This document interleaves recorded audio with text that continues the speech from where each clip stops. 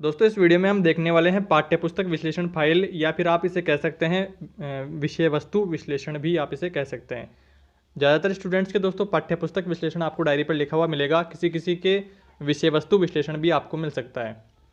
तो सिंपली आपको दोस्तों पूरा वीडियो देखना है, सारे पेजेस एक पेज में जो दिया हुआ है उसको दोस्तों एक ही पेज में आप क्लियर करने की कोशिश करें। और अगर कुछ पॉइंट्स आपको दोस्तों खुद से आ रहे हैं तो आप वो पॉइंट उसमें ज़रूर ऐड कर सकते हैं, कोई दिक्कत आपको नहीं होने वाली है। तो सिंपली दोस्तों पहला पॉइंट आपको यहाँ पे ऐड कर देना है पुस्तक का नाम। एक पुस्तक का आपको विश्लेषण यहाँ पे करना है। तो पुस्तक आप अपनी मर्जी से कोई भी ले लें, जो पुस्तक आपके पास अवेलेबल हो, जिसकी जानकारी आपको हो, वो पुस्तक आप वहाँ पे ले लें। पाठ्य पुस्तक का यहाँ पे नाम लिख देना है, कक्षा लिख देनी है और लेखक पाठ्य पुस्तक के लिख देने हैं। जो पुस्तक आप चूज कर रहे हैं उस पुस्तक के यहाँ पे लिख देने हैं।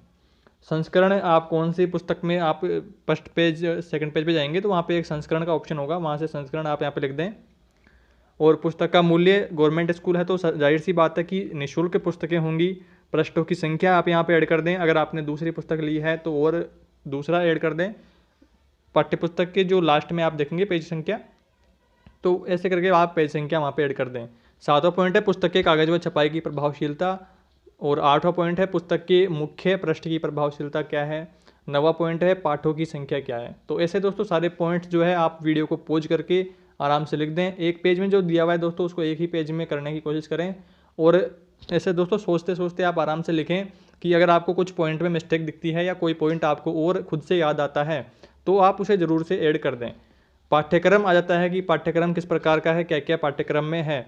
सामाजिक विज्ञान दोस्तों इस वीडियो में लिया गया है मैंने, तो वहाँ पे आप भूगोल के बारे में, सामाजिक राजनीतिक जीवन के बारे में, इतिहास के बारे में आदि तथ्यों का विस्तार से व्याख्या मिलती है।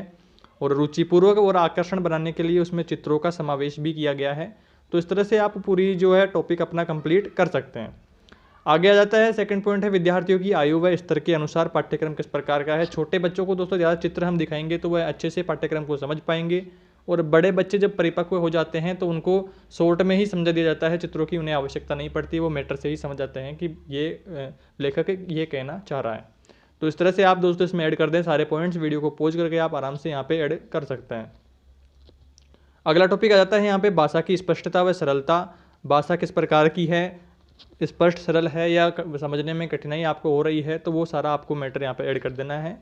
अगला टॉपिक आता है विषय वस्तु की रोचकता, कितना विषय वस्तु रोचक है। संबंधित चित्र भी बनाए गए हैं जिससे विषय वस्तु जो है काफ़ी रोचक दिखती है, काफ़ी उत्सुकता, काफ़ी जोश से हम उसे पढ़ने की जो जिज्ञासाएँ हैं हमारे अंदर पैदा होती हैं। पाठ्य पुस्तक में भूगोल, सामाजिक और राजनीतिक जीवन के बारे में, इतिहास के बारे में सभी जानकारियाँ हैं, तो आप वीडियो को पॉज करके आराम से यहाँ पर लिख सकते हैं। आगे टॉपिक आ जाता है विषय वस्तु की प्रासंगिकता।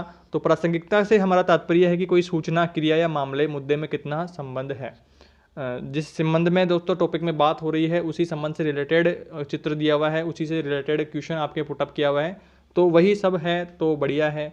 अगर ऐसा नहीं है कि टॉपिक अलग है, चित्र अलग दिया हुआ है, क्वेश्चन कहीं और से पूछ रहा है, तो वो सारी प्रासंगिकता गड़बड़ा जाती है मामला। तो आपको सारा पॉइंट यहाँ पे ऐड कर देना है। आगे आ जाता है स्थानीय परिवेश में। जिस स्कूल में शिक्षण कार्य करता हूँ वहाँ पर भाषाई क्षेत्र दोस्तों, जहाँ पर हिंदी को दूसरी भाषा माना जाता है और मारवाड़ी में ही बच्चों को ज़्यादा सिखाया जाता है, जिससे वह अच्छी तरह से बात को समझ जाते हैं। जो मातृभाषा है उनकी वो मारवाड़ी है, तो वहाँ पे आपको यहाँ पे ऐड कर देना है। और द्वितीय भाषा क्या है, दूसरी है। जैसे जैसे बच्चे बड़े होते जाते हैं वो हिंदी आराम से सीखते जाते हैं। अब एक साथ उन्हें हिंदी दोस्तों सीखना संभव नहीं होगा, क्योंकि घर पर जो उनका वातावरण है वो मातृभाषा का है और स्कूल में एक साथ हिंदी उन्हें नहीं सिखाया जाता। तो धीरे धीरे हिंदी सेकंड भाषा में आ जाती है और तृतीय भाषा इंग्लिश है। आगे आ जाता है अनुभवों को स्थान। तो पहला टॉपिक है यहाँ पे पॉइंट, प्राथमिक विज्ञान पढ़ने के लिए समुदाय और बाहरी परिवेश का उपयोग करना, आसपास के वातावरण से जानकारियाँ जुटाना। और सेकंड पॉइंट आ जाता है वैज्ञानिक समझ को विकसित करने के लिए सामाजिक विज्ञान को वास्तविक जीवन से जोड़ना। तीसरा है कक्षा के बाहर योजना बनाने तथा पढ़ाने के लिए तरीकों, विज्ञान व परिवेश के साथ संलग्नता बढ़ाने के लिए सामुदायिक संसाधनों का उपयोग किया जाता है। आगे टॉपिक है विविधता का उपयोग। विविधता का किस प्रकार से उपयोग किया जाता है, मानचित्र पर भूगोल को और सामान्य परिचय राजस्थान का मानचित्र पर मिल जाता है। जनसंख्या के आंकड़े उनको ऐसे मानचित्र पर समझाए जाने से बच्चे जल्दी उन्हें समझ जाते हैं। आगे आ जाता है यहाँ पे चित्रों का समावेश व स्पष्टता। चित्रों की किस प्रकार से समावेश, बहुलता है चित्रों की, जिससे विषय वस्तु जो है बच्चों को आसानी से समझ में आ जाती है। रंगीन चित्र हैं जिससे ज़्यादा कठिनाई बच्चों को चित्र को समझने में नहीं होती। तो आपको सारा पॉइंट है, वीडियो को पॉज करके आप आराम से ऐड कर दें।